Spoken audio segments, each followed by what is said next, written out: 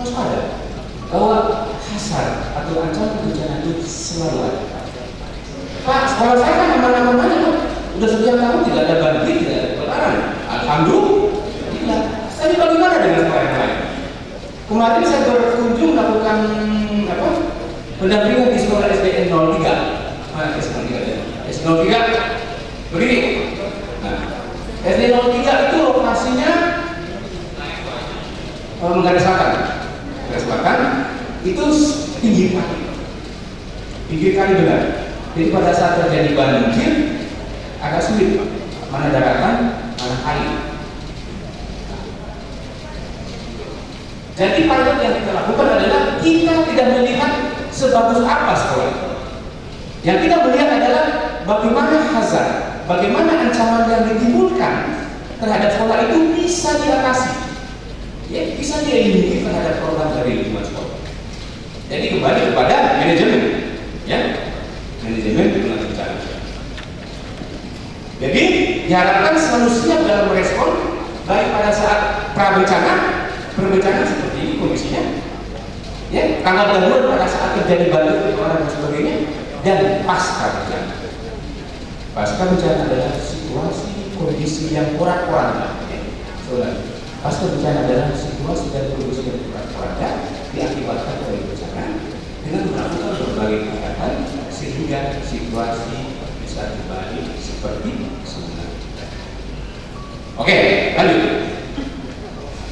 Program penerapan sekolah bencana merupakan perwujudan komitmen Provinsi DKI Jakarta dalam melaksanakan deklarasi Desa. Nah, deklarasi dari saya katakan sudah dilakukan di 19 Januari yang lalu. Oke, lanjut. Nah, Bapak Ibu kalau ditanya apa sih dasar hukumnya SMAP, Sekolah Penerapan Bencana, itu di atas. Perkab BNPB nomor 4 tahun 2012. Di fotokopian pasti ada. Dia di halaman 2 ada di landasan hukum, ya.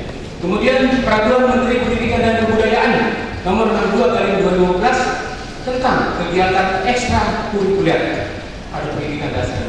Nah, pada saat kami melakukan pendampingan di beberapa sekolah, ada beberapa pertanyaan dari guru. Pak, boleh nggak materi kebencanaan atau dasar-dasar kebencanaan masuk dalam kegiatan apa?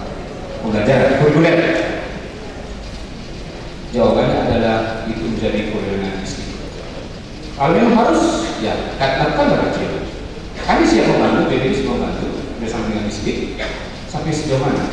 Tapi yang nanti bencana dari saat kita lahir sampai kita nanti meninggal pasti ada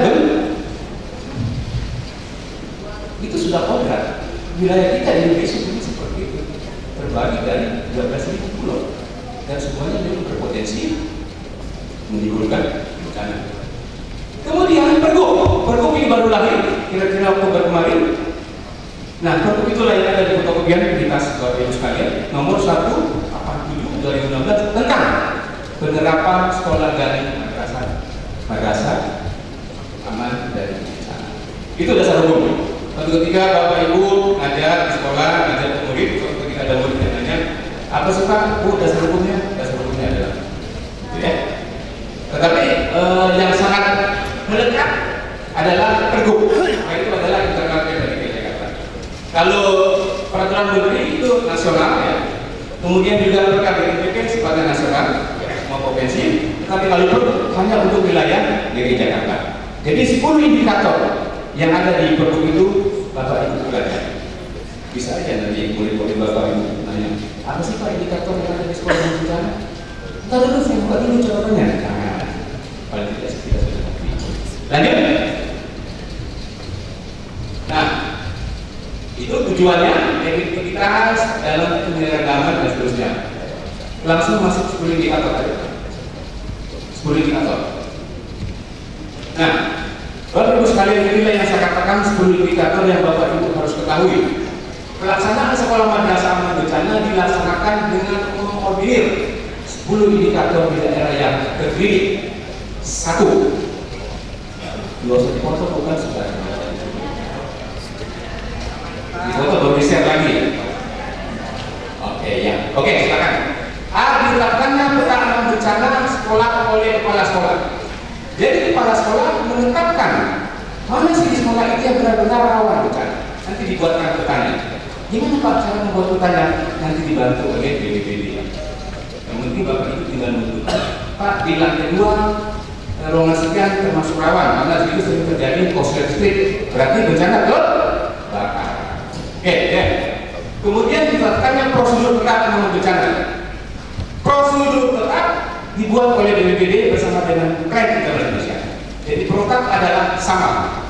Tidak mungkin kita membedakan antara satu protap dengan sekolah yang lain. Jadi protap seragam. Ya. Kalau protapnya beda-beda, kira-kira gimana jadi? Dengan jumlah 5.000 sekolah. Katakannya, jadi protap hanya satu. Kemudian ditetapkan rencana aksi sekolah. Nah, rencana aksi sekolah itu begini. Di sekolah itu setiap hari Jumat atau hari apa ya? Ada kegiatan aksi-aksi PSN. Ya, lakukan itu karena itu adalah bagian daripada aksi-aksi pengurangan risiko bencana. Dan mungkin juga hal yang lain, ya. Kemudian tim siaga, tim siaga perlu dibuat. Siapa mereka? Tim siaga itu adalah diketuai oleh kepala sekolah, dibantu oleh guru, komite sekolah dan siswa. Pak, nanti kalau dia tamat gimana? Tidak apa-apa. Dari SD, SMP pasti dapat lagi. SMP ke perguruan tinggi pasti dapat lagi. Jadi ini tidak akan habis. Jadi saya katakan tadi bahwa bencana tidak akan habis sampai nanti kita berakhir, akan terus. Kita break dulu ya.